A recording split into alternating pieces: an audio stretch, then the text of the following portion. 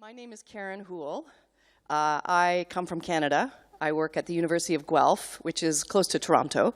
And I have the enormous pleasure of introducing you to our keynote speaker this morning, Serenella LOVINO. I had to say in my head, Serenella. And so how I helped is I sing the Tom Waits song, the Tarantella, to help me. You know this song? It's great. No, but it's... If you know it, it's very helpful. Serenella LOVINO. Okay. J'ai le très grand plaisir de vous introduire professeur Serenella LOVINO, who is originally, as some of us know, from Italy. She's an Italian cultural and literary theorist, and we share many interests in common. She's also a philosopher and teaches environmental philosophy, environmental ethics, land art. No, it's okay, land art, it's okay. Yeah, no, for you, you have to go like this, land art. And what's closest to my heart is post-humanist theory. It's okay? This light to come down. Okay, that's a technical issue. We'll continue with that. She's currently professor of Italian studies and environmental humanities, which is an area of study that's opening up quite rapidly in North America, at UNC Chapel Hill. Fantastic. We're very glad to have you in North America. Great. And is a pioneer in thinking through material eco-criticism. And I'm not involved very much with this group, but I understand that she's the co-founder. This is a group that many of you are involved with, which is EASCLCF. How do you say it in a word? ISLC. It sounds German. Vienna. ISLC. Co-founder and past president of ISLC. It's okay? It's okay with this? So today, I also wanted to say that I discovered, doing a little bit of research to introduce Serenella this morning, that a book of hers has won a number of major book prizes. And the book is Eco-Criticism in Italy, Ecology, Resistance, and Liberation, as we always have in Italian context. These are closely woven in 2006. 2016. Thank you very much. Okay, so please help me in welcoming Serenella. We're about 15 minutes behind, so we're going to continue. We'll end this session at 12:15. Her presentation is 45-ish minutes. This will leave us 15 minutes for questions at the end. And she said that she's perfectly happy to take questions in French, but will respond probably in English to these questions. Okay, so please help me in welcoming Serenella LOVINO. Thank you so much, Karen, for this generous introduction. And before I get serious, let me make a fool of myself and thank you in French. So, merci beaucoup à Béné, à Margot, Caroline et Claire, pour le cadeau de couleur et de lumière que vous m'avez fait pendant chaque journée que j'ai passé avec vous tous, ici à Perpignan. C'est un grand privilège d'être ici avec vous et de partager avec vous les idées et la matérialité qu'on partage déjà. Peut-être on le sait pas. Mais, okay, stop. It's okay. Okay, the spirit of impromptu va me laisser, and donc I go back to the written text. Thank you so very much. My lecture's title is, as you can see on the screen, The Invisible Wild, Dilemmas and Resources of the Anthropocene Garden. And it's based on a period that I was art editor of a journal which is called Ecozona. And I was actually looking for artists. And every issue of the journal had a topic. And that special topic was green computers and video games. So not exactly my cup of tea. But of course, when you are insufficient, you make coalitions and you create, you ask for help. And someone passed me the name of an artist, a Japanese, an American artist of Japanese ancestry living in Germany and doing virtual art. And you will see her and their work in this paper, which also has a personal story because, okay, I met Tamiko during a period of during my fellowship last year at the Rachel Carson Center in Munich, which many of you might know, and of course, this combination of atmospheres, experiences, conversations changed everything and produced the reflections that I'm going to share with you today. Okay, let's start. In the heart of the city where I thought until last year, Turin, there is a museum with a unique name, Parco Arte Vivente, the Park of Living Art.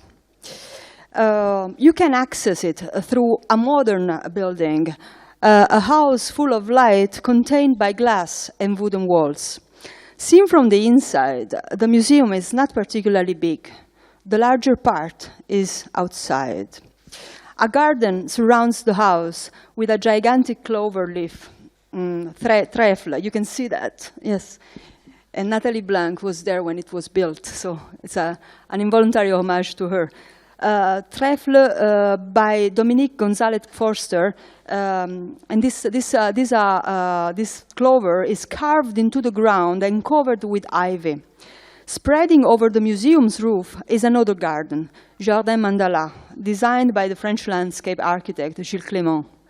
A self-propagating collection of resilient plants that interact perfectly with the surrounding flora. Bees, temporary installations, array clay oven, urban vegetable gardens, and creative emergencies inhabit this former industrial area, expanding over nearly 2.5 hectares, where every project lives in constant co-evolution with the place and other artworks. So this is the perfect example of urban wild, but sort of a controlled wild, a co-created wild. That the garden designed by Piero Gilardi, the legendary father of Arte Povera movement, is an epitome of contemporary hybrid landscapes is perfectly evident to the visitors. Surrounded by buildings, cut through traffic arteries, and practically merging with the site of the City Waste Management Company, which is one of the museum's donors, the Park of Living Art is a metaphor for the Anthropocene garden. A residual and resilient nature to show to school kids and with which they can experiment, something to protect and set free before it gets strangled by the smog and reinforced concrete of the city's embrace. I used to visit the PAV quite often. It is a huge treat to walk around the park with Gilardi or hearing about new projects from the director Enrico Bonanate, a former lawyer who decided to quit his job in a law firm and join Piero in this adventure. Here, spots of urban wildness live side by side with media art and Gilardi's famous tappeti natura, nature carpets. Compositions where ambiguous natural vistas and objects are perfectly reproduced in polyethylene and other synthetic materials. Every time I find myself in this inspiring and unusual setting, I cannot help mulling over this encountering of garden, art, and technology. As I wonder about this fascinating ensemble of organic and inorganic, the old question that Joseph Micker asked about the evolutionary role of literature starts resonating in my mind. Is it an activity which adapts us better to the world, or one which estranges us from it? From the unforgiving perspective of evolution and natural selection, does it contribute more to our survival than it does to our extinction? This is Micker. This was Micker in 1972. Inescapably, I end up asking myself, what is the role of art in this wild geopolitical machine that life on Earth has become? And what are the implications of thinking together the garden, both as urban form and artistic trope, and the Anthropocene?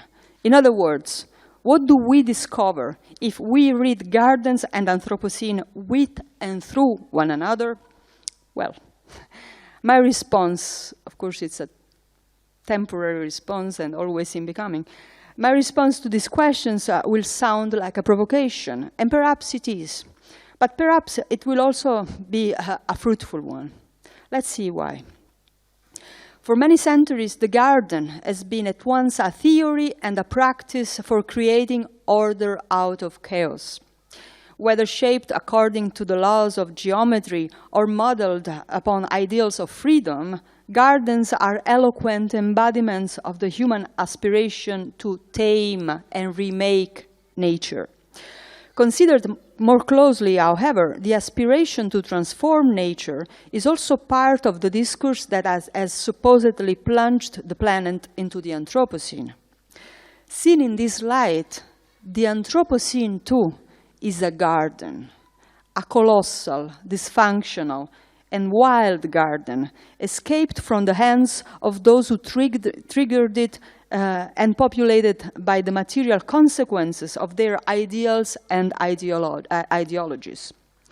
Of course, I'm not implying that Anthropocene and garden are two equivalent concepts, and even less that they are two equivalent realities.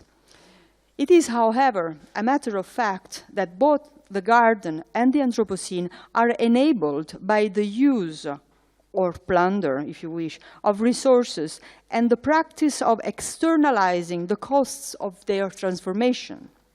But while the garden might disguise its externalities, in the Anthropocene world, the mere idea of externality is by definition no longer possible. And for a very simple reason. There is no outside anymore, whether in time, the future, or in space, ocean, atmosphere, colonial lands, the poor backyards. This means that everything stays here, including absent beings and unwanted presences. These are the ghosts and monsters of the Anthropocene, as suggested by this book, Arts of Living in the Anthropocene, a very inspirational volume edited by Anna Tsing and a collective of international anthropologists. As they explain, I'm quoting, "Our ghosts are the traces of histories through which ecologies are made and unmade. Every landscape is haunted by past ways of life." End of quote. Think, for example, of the ruins of old cities, now erased by layers of time and concrete. Think of the traces of past agricultural landscapes, now returned to semi-wild conditions. Or think of the vestiges of former lives in present-day landscapes and ecosystems, like the bee species whose existence we only know of thanks to the fact that a living flower, an orchid, I'm quoting, still looks like the erotic organ of the avid female bee hungry for copulation. End of quote by Donna Haraway. Talking about this extinct bee and the living orchid, its evolutionary companion, left alone by the tricks of evolution, actually. So there's a beautiful essay in this book. These ghosts both prompt and challenge our memories about the lost beings. Their emptiness, however, is compensated by something that continues life dynamics in unpredicted conditions. Such are the monsters. From over-proliferating jellyfish to radioactive mutations, these monsters are driven more by contaminations than by evolutionary processes.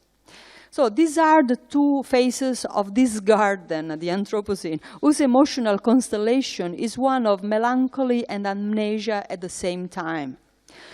But the Anthropocene has the power to mobilize our imagination, too. And this power is key to urge to find new venues and expressive modes for such a collective trauma. Media art is a very powerful tool in this creative strategy, and I would like to bring into this conversation what I consider to be a very eloquent case in point. Monsters and ghosts, indeed, populate the wild experimental gardens appearing in the artworks of media artist Tamiko Thiel, a pioneer in the fields of virtual art and augmented reality. An eco-art activist, Thiel animated guerrilla augmented reality interventions and uninvited performances in prestigious sites such as New York City's MoMA and the Venice Biennale. An American with Japanese roots, for several years she has been working in Munich, and this is where I met her. Her gardens of the Anthropocene in particular are an attempt to challenge indifference and amnesia by creating virtual spaces where a fictional evolution of plant species converges with their monstrous metamorphosis. A public augmented reality installation, Garden of the Anthropocene, was originally commissioned for the Seattle Art Museum in 2016 and then exported to other sites. When on her website, Tamiko talks about the new installations, she uses a metaphor such as transplanted, because you will see why. So taking its cue from scientific research on climate change, the installation imagines a dystopian scenario in which plants face a technobiological mutation. While the originals are organisms capable of extracting nutrients from sunlight and soil, the mutant, ones feed on the electromagnetic radiation of mobile devices and artificial structures such as road signs or light posts. In this way, the new creatures breach the boundaries between organic and inorganic, natural, social, and technological. In this slide and in the next ones, you will see from, in one part of the slide, the original, so the actual plant, and then the artistic mutation that you encounter in this augmented reality installation. Let's start with this one. The virtual mutants occupying gardens of the Anthropocene have all both a common and a Linnaean name. One of the most spectacular specimens is the bullwhip kelp drone, Nereocystis volans, a mutation of Nereocystis lucteana, or bullwhip kelp, that one, a type of algae that becomes here amphibious flying drones fluctuating up and down the hills of Seattle. Let's see the next one. Okay. Another specimen is a flower, Clarkia antenna, a mutation of Clarkia amena, or farewell to spring, here mutated into a succulent whose petals have developed small antennas that detect the presence of mobile devices feeding off the electromagnetic emissions. Other mutants include Camassia radaria, or radar camas, originating from blue camas or Camassia quamash, with pistils morphed into radars, or the airborne algae Alexandrium giganteum or Alexandrium aereum, a mutation of the single-celled microscopic, these are giant algae, but these are a mutation of Alexandrium catenella, which infests the Puget Sound, causing toxic red tides, and is expected to thrive in warming waters. Yeah, again. Ironic and bewildering, these bizarre creatures represent Thiel's artistic way of mobilizing the narrative of the Anthropocene by creating what the artist calls poetic spaces of memory. Spaces where the simulation of an accelerated techno-natural evolution inevitably recalls the organisms threatened by the planetary disorders. In terms of memory strategy as well as ecological awareness, augmented reality eco-art has powerful effects. Not only, in fact, it prompts us to remember natural life forms, but also to problematize the notion of kinship with the unnatural ones. Surrounded by these wild presences, we cannot help interrogating how akin our reality is to the augmented reality of the gardens, and even more, how akin we are to these mutants. Finding ourselves vis-à-vis giant lilies or algae drones might even stimulate our responsibility toward the changing planetary conditions. Why are they here? Perhaps because of us. But other questions arise if you observe all this from an external perspective. To what extent are these gardens entangled with the Anthropocene's dynamics? How real are these monsters? After all, one could say these mutant gardens are only immaterial presences in a landscape inhabited by other, much richer materialities. But is it really so? If we consider the relationship between these thin gardens and the thick wild landscapes of the Anthropocene, in fact, we will see that virtuality in all its forms, and certainly not just in TILS installations, conceals a dilemma. To understand why, we should take a closer look to this technology. Augmented reality has innumerable applications, the best known and most widespread of which are the ludic ones. For example, the online video games that drive thousands of players to capture virtual prey using entire cities as their playground.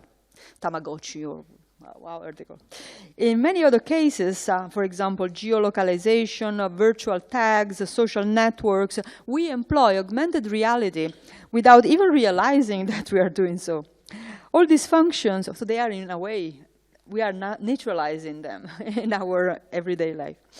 All these functions depend on a technology that superimposes a computer-generated image on a user's view of the real world, thus creating a composite view. With the help of a digital device, smartphone, a tablet, or smart glasses, and a connection to a data server, this technology transforms a static setting into a dynamic and interactive one. In this way, the Seattle Art Museum or any other site, can become the setting for Anthropocene gardens populated by mutant presences and by us along with them. Yet the question remains, where do these virtual monsters exist bodily? And what is their substance? Is their immateriality factual or pretended? These are not rhetorical questions. There is indeed nothing more material than the so-called virtual. These digital forms exist thanks to the network of silica, minerals, metals, plastics, and electricity whose tentacles spread via a very material cloud to our very material cell phones or tablets. And so these gardens are real, and they literally are the Anthropocene gardens.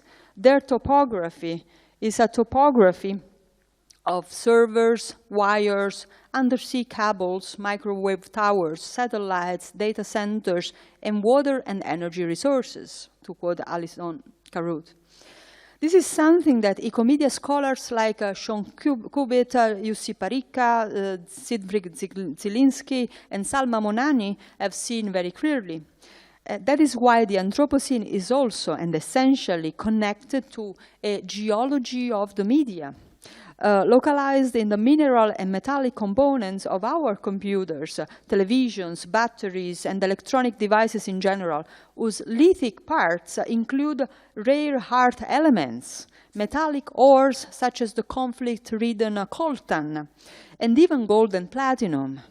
Far from being thin and light, almost impalpable, our luminescent clouds obscure an entire world of mines and elements that are in fact as heavy and ancient as the universe. And so, whether or not we perceive it, in these digital gardens are yet another outburst of our geological wildness.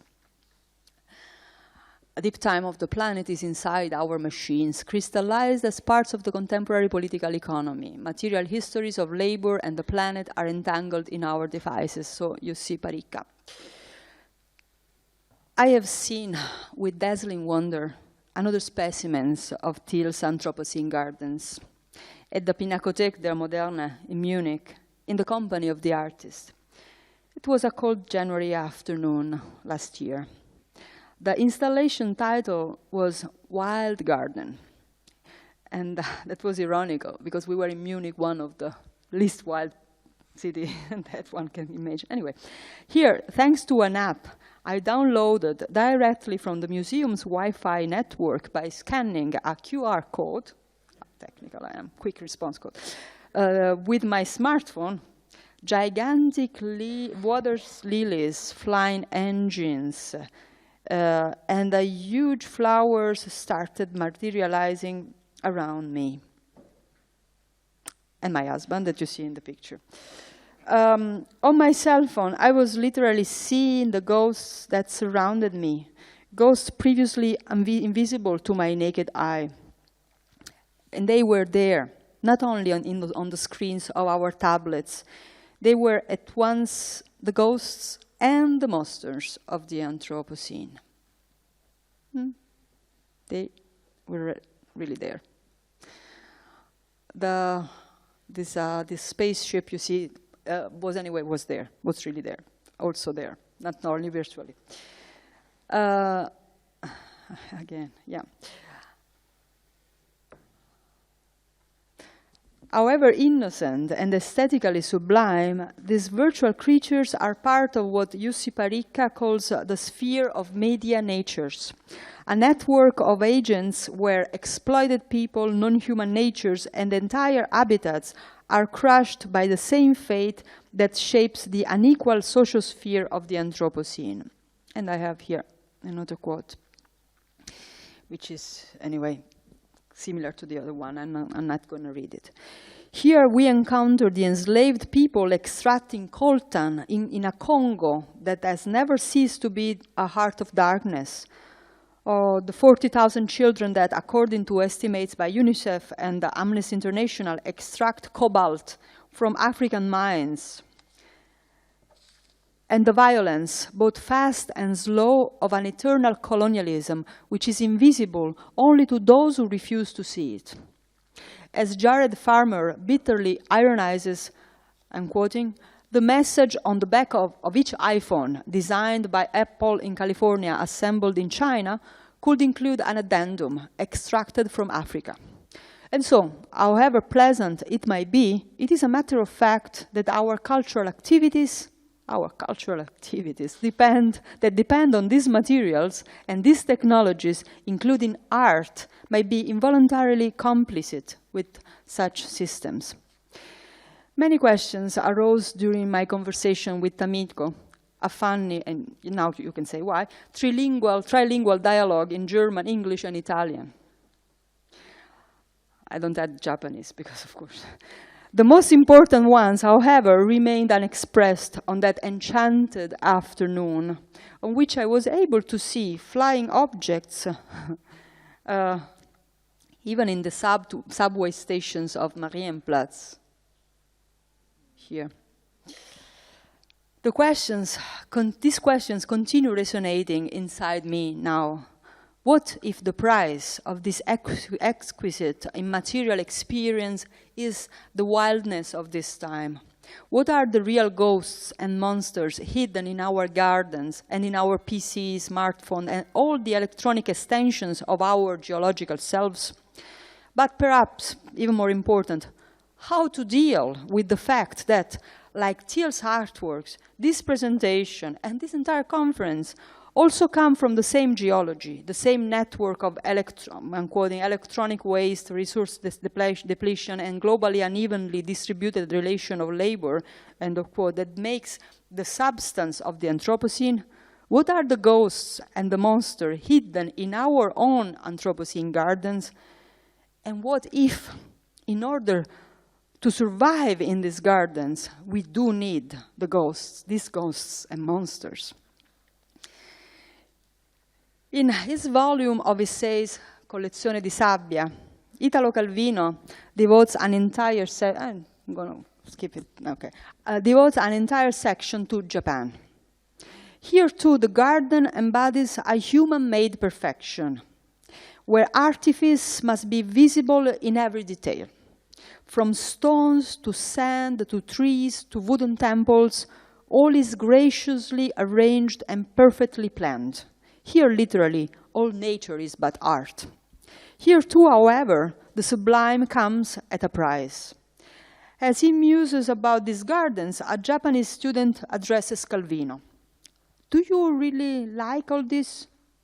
I cannot help thinking that this perfection and harmony caused so much misery to millions of people over the centuries." Calvino's response is at once bitter and lucid. But isn't the cost of culture always this? Creating a space and time for reflection and imagination and study presupposes an accumulation of wealth. And behind every accumulation of wealth, there are obscure lives subject to labor and sacrifices and oppression without any hope. Every project or image that allows us to reach out toward another way of being outside the injustice that surrounds us carries the mark of the injustice without which it could not have been conceived. This cycle of culture and injustice materializes when the visitors arrive at a bed of stones, all perfectly harmonized in shape and color, impeccably oval, flawlessly smooth, bright gray and dark gray. These pebbles, the guide explains, came here in the 17th century from every corner of Japan. Each bag of stones was repaid by the emperor with a bag of rice. Calvino writes, "We seem to see the queue of peasants bent double under the bags of stones, snaking across the little bridges and paths. They deposit the loads they have carried from distant regions in front of the emperor, who examines the stones one by one, places one in the water, another one in the side of the lake, and rejects many others. Meanwhile, the attendants busy themselves round the scales. On one dish there are stones, on the other rice." This is the dark side, the invisible wildness of the garden. The fact that behind each garden, the map of planetary extractivism is hidden. The extractivism of both human and non-human resources, with their networks of crises, conflicts, and biopolitical predicaments. Yet, we do need to see these ghosts. Helping us see these ghosts, art, whether embodied in art installation or a Japanese garden, could help us recreate, even in monstrous way,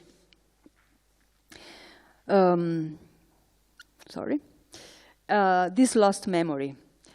This is indeed a dilemma, but it is the dilemma on which art, on which civilization is based.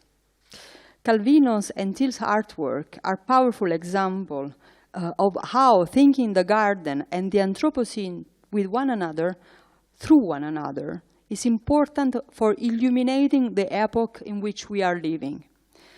But here, one thing must be stated clearly.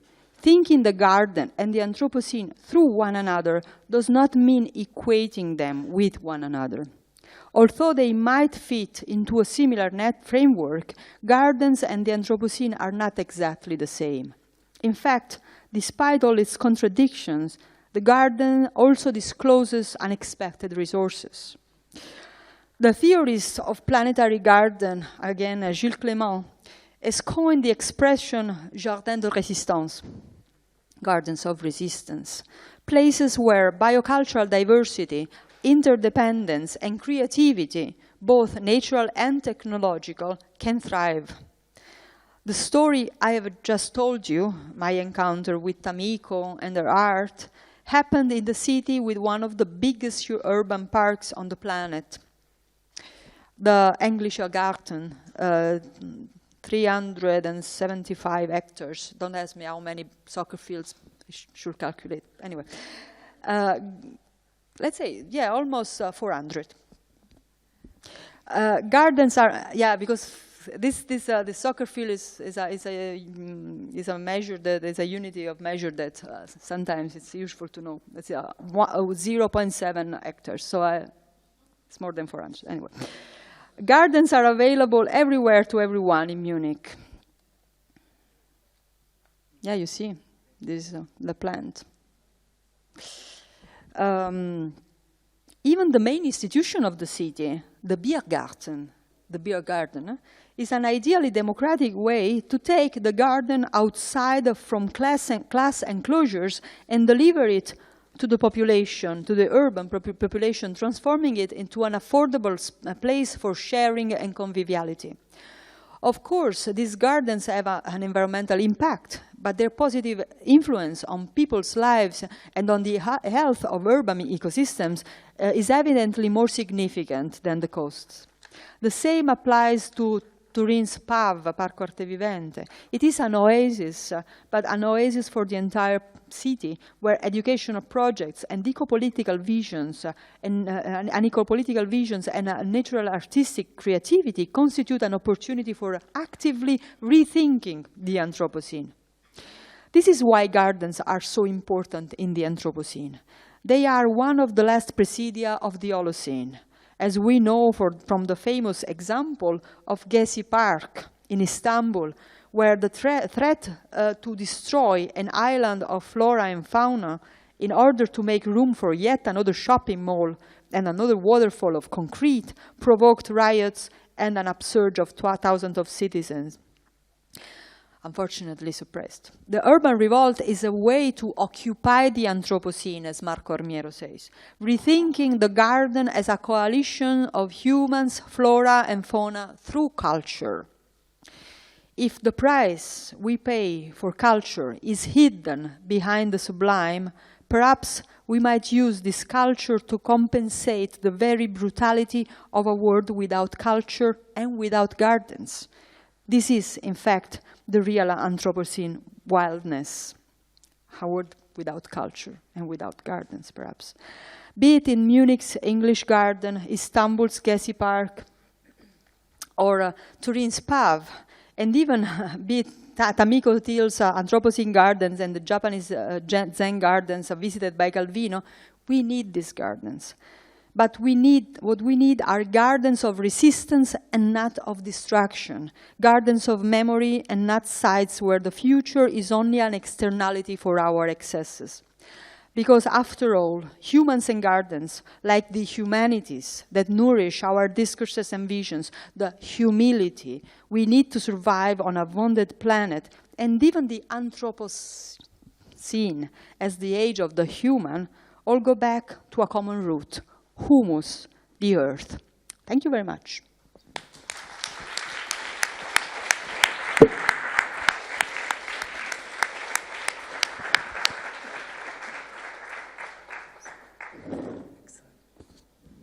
It was a very moving and apt, beautiful presentation. Thank you very much for that. So I'm sure there's questions and commentaries, and it's almost 5 minutes to noon, so we have about 20 minutes. We're good for time. No, you. I've seen a hand.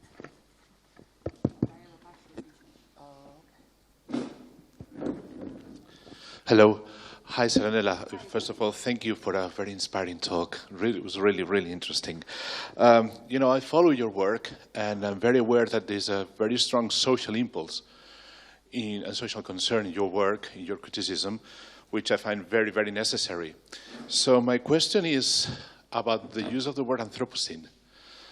Every time I think about the word Anthropocene, to me it means you humans are to blame, because you have a spoiled paradise. It's like, and I wonder if what you make of the use of, I'm sure you're familiar with the other word, the other term, capitalocene. Yeah. So what do you make of this? Why do you think one term is more suited than the other, or that's my question? Well, thank you, Tony. That's of course this is this is the question about the Anthropocene, the question. And of course, I think everybody is aware that the impact of our actions is not the same of whether we are a kid in Congo or Donald Trump, just to quote an example, right? And of course, the anthropos, it's a word that defines a category which might be imaginary, because not all human beings are treated humanely, you see, or are subjects that are capable of acting freely. So, of course, I, of course, share this preoccupation that drives people like Jason Moore, Donna Haraway herself, or Naomi Klein, for example, and many others that talk about this capitalocene. And I think that capitalist systems, of course, I think it's undeniable, they are behind much of the trouble that we are encountering today. I think that capitalocene is also partial description, and because nothing, I mean, capitalism is something which happened in the last, say, let's be generous, 3-4%. Let's say from the end of the Renaissance, almost. But you see, there are so many schools of thought about the Anthropocene. There is even who thinks that the Anthropocene started when we started cultivating, when the agriculture was invented, discovered. So in a way, we could say we have never been Holocenic sometimes. I think that the word Anthropocene has this ability to be a big umbrella and be used. Of course, we must be again aware of what we mean by Anthropocene. But I, of course, agree with you, and I see the point of Anacene, calling it Plantationocene, or those who call it Homogenocene, or Wastocene. You see. But I think that the multiplication of names is useful as long as we don't lose the focus of the problem. Thank you so very much. Thank you.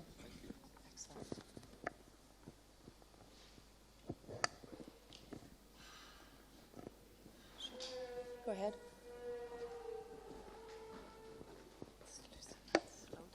Thank you. I was wondering if you could talk to Thiel's use of humor in her augmented reality, as maybe in contrast to other augmented reality artists who are more gloomy or more satirical or any of those things? Oh yes, she's a very, she's one of the most incredible persons you can meet. She's an artist, but she's also an inventor, she's an engineer. And she has such a sense of humor. And you can see, in fact, that the names she gives to these plants are also mutants, because the latin that she uses is not correct. Sometimes giganteum, she says giganteus. I have Alexandrium giganteus, she puts. So for the purists of Latin, it's also.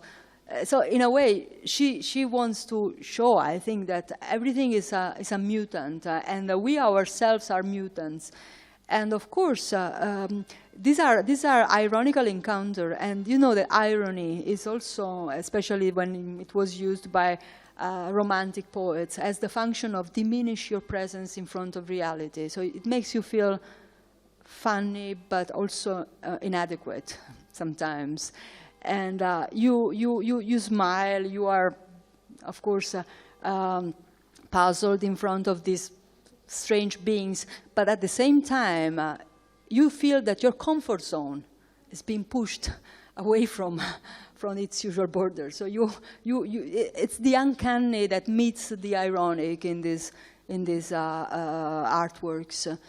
And the fact that this is an augmented reality is also, in fact, ironical, because what does it mean, augmented reality? What is real and what is to augment reality? In fact, can we touch it? I mean, in which respect is augmented? Perhaps there is something we didn't know before. So it's a sort of tongue-in-cheek reference to the noumenon of Kant. Can we touch the noumenon? No, but it can touch us. I mean, It can tickle us, yeah. But as you see, it's. I think that I was reflecting when I was writing this about the correspondence between the word eco, which is oikos, home, and the root of the German word for uncanny, which is unheimlich. Okay, so, and unheimlich has this root heim, which is home. So these are really unheimlich gardens, gardens that are, in a way, exactly the opposite of a domestic garden, something which reassures you. And irony has exactly this function of let you see what you are your everyday experience in a new light, deconstruct your certainties, your illusions sometimes. And I think that that's no better way perhaps to address also the issue of the Anthropocene, also because we know the Anthropocene with big A, but we need perhaps to see a smaller, a small a, Anthropos is smaller than the Anthropocene. I want to add a little follow-up question, just a short question. So we have on the one hand, you said the domestic gardens. So I'm thinking about Les Murs de Versailles, like super, super ordered. And then on the other hand, the gardens, the virtual gardens. But what about the gardens of resistance that you spoke about? Can you make a connection for us between the experience or immersion in the gardens of resistance that you turned us toward at the end and the experience of humor? Wow. Can you help me? No, I think, yes, of course. I think that the gardens, the Jardins de Résistance that are created by Gilles Clément, of course, they connect immediately to his idea of planetary garden. So Gilles Clément is a theoretician of gardens. I don't have to explain to you what his theories are, but he works a lot with this idea of the tiers paysage, the third landscape. And of course, these gardens of resistance are not gardens in the way the French geometrical garden or the Italian garden of the Renaissance are. I mean, of course, they are gardens that co-emerge with these new landscapes that are around us and inside us, because le tiers paysage is, of course, something that are these industrial zones, abandoned zones, places where there was places of ghosts, in a way, in the sense that Anna Tsing and her colleagues think. So these are places that claim their life back. And gardens of resistance are places where places and people can claim their coexistence back. And therefore, I think that this is very ironical because they don't need to be beautiful. They only need to be alive and alive with one another and mutually productive. And they allow us to see ourselves beyond the category of weed. We were talking about weeds this morning with, yes, Camille. And of course, weeds are a construction. They are plants, and perhaps just to change their perception is already something, or simply, yes. There are so many people that are conceived as weeds, yes, and perhaps we should start seeing things in a different way and hear it when irony enters the scene. So it's a form of resilience for new forms of creativity. And we need that, I think. And also, I think we need to rethink of ghosts. When we think of ghosts, we also think that it's on a peur. We're afraid of them. But we can also maybe also reconceive ghosts as bringing something maybe delightful or funny or humorous or generous. Right? This is also really important. Okay, other questions or comments or wonderings? Oui, Bénédicte? Thank you very much, Serenella, for this beautiful presentation. This is more a comment, I guess, but you might want to bounce back off of the question. I'm fascinated with as an ecofeminist, what I'm trying to do with language and what we're all trying to do with language is to get rid of binary thinking and dichotomies, right? Conceptual thinking that has led us to where we are because we keep defining one thing in terms of it opposing it, and it has to be either or, either or. So is it a garden? Is it the Anthropocene? Is it virtual? Is it reality? And I'm struck with the fact that, in fact, a lot of your presentation, you know, as we're trying to define with another oxymoron, urban wildness, which, you know, says that basically nothing is purely urban anymore and nothing can be purely wild anymore. You're also, your presentation is also dealing with this other oxymoron, the virtual reality, and that there seems to be a misconception. Another one I deal with a lot in my work is magical realism, because I'm looking at a lot of what these artists are doing with magical realism.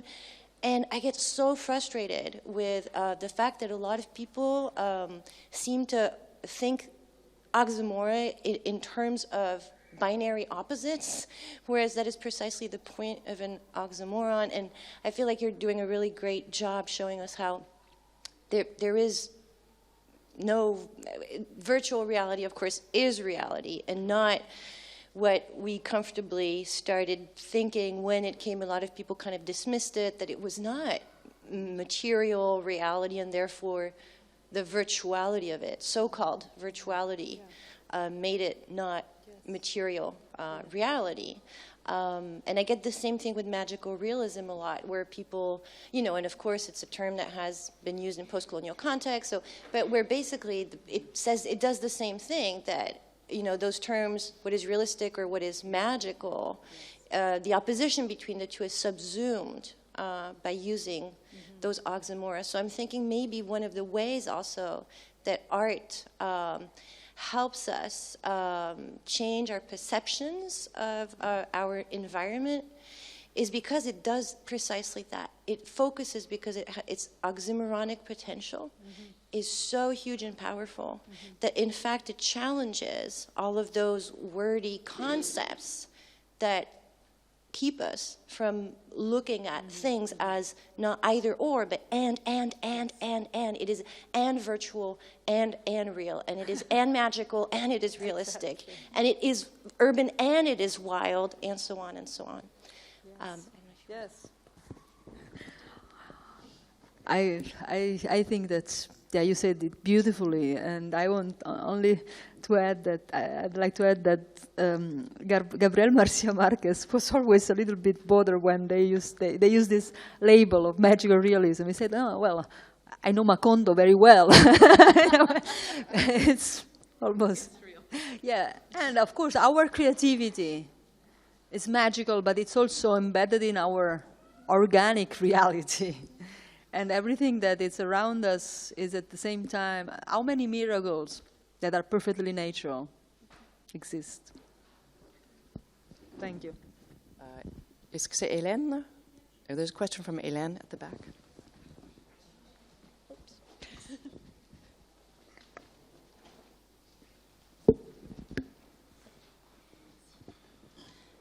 Thank you very much. Speaking of moving away out of dichotomies, and also as an echo to Antonio's remark, I think we have everything to gain not to think in terms of capital versus no capital. I read only part, unfortunately, of a book entitled Le Capitalocène, which is a French book, but it's full of economics, so I didn't get to the end of it. It's too hard to read for me. But there isn't one capital. I mean, the USSR, this is monopolistic state capitalism, and it is capitalism. There's many sorts of capitalism. So the case that book makes is one, it's not just capital, it's fossil fuel capitalism, so which began with the Industrial Revolution. And today it's financial capitalism. So I think that's very important. And I think your connection between the people working out there somewhere where we never go and the tablets we've got in our palms is completely essential. It's so essential, I can't say how much. And ecology depends on the degree of freedom of citizens.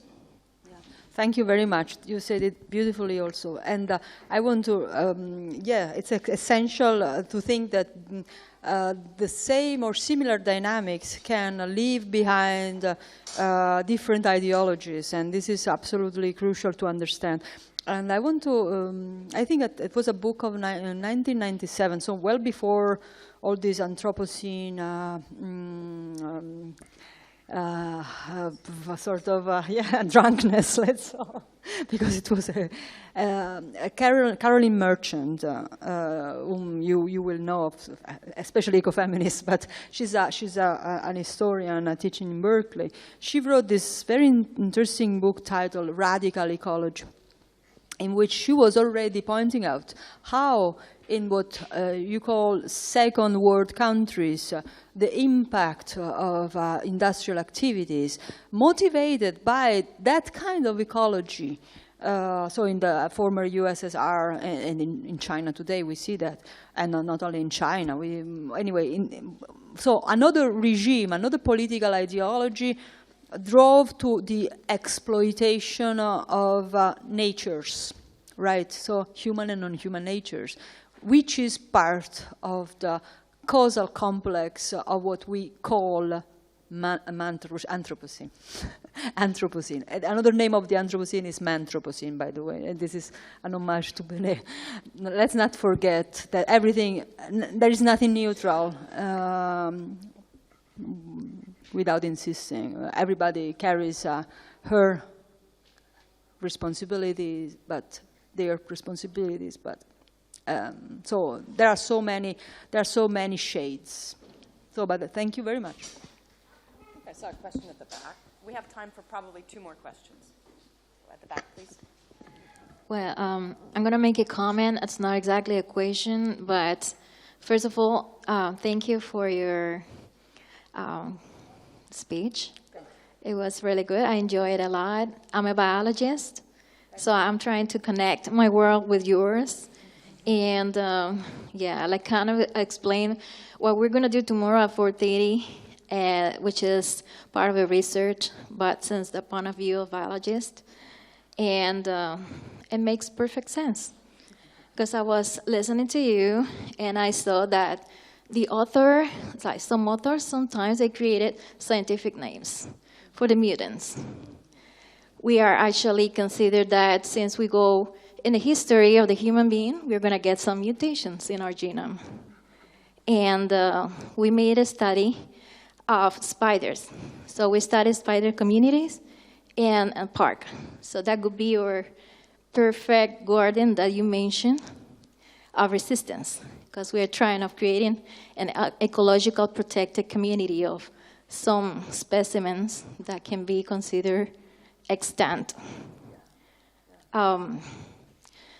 In the case of spiders and other animals, what we do is like creating a good environment so they can have something like what they did before. They live in a community, and they started like interbreeding as they adapted to that, even though they're going to go through mutations because of our environment, or technology, or chemical products, or contamination, environmental contaminations, and we're going to do that too.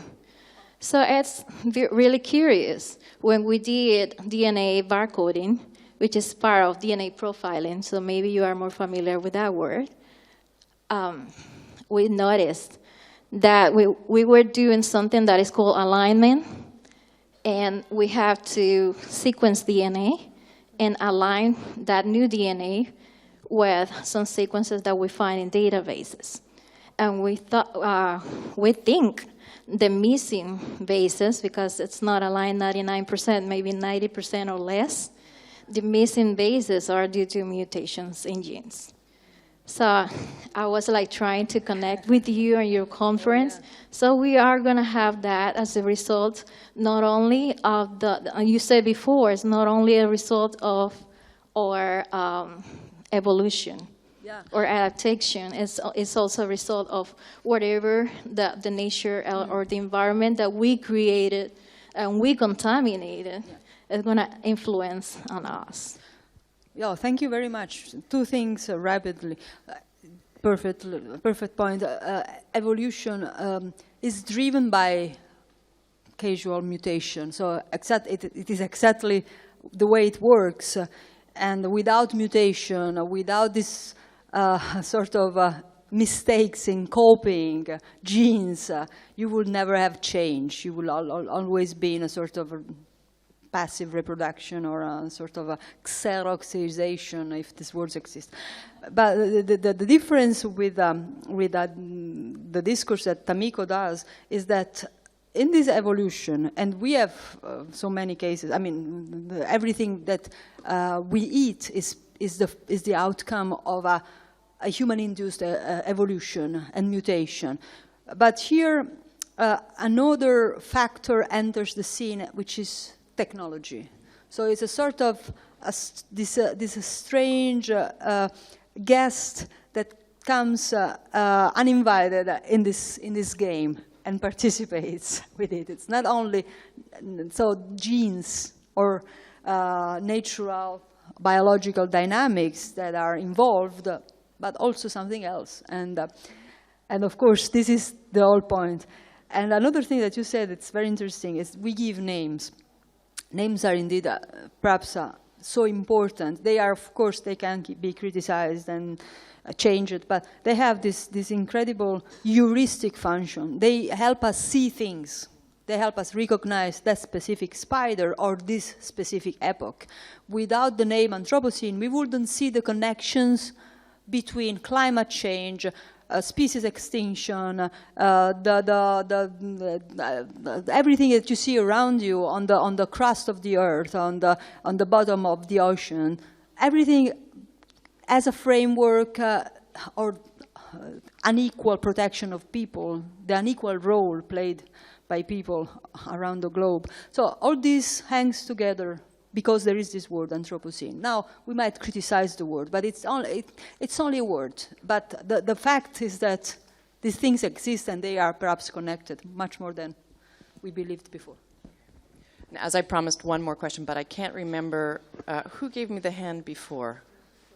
Yeah, a very short question, please, and then we're going to have to break for lunch. So, last question, please. My question that these gardens of resistance you're talking about are not only created by Gilles Clément, in my view. There is also, in this planet, in the Anthropocene, this whole constellation of poor, resistance, edible gardens, the colony in Germany, les jardins d'ouvriers in France, or sometimes merged with autonomous habitats. Searching for autonomy. So I think it's important not to forget these.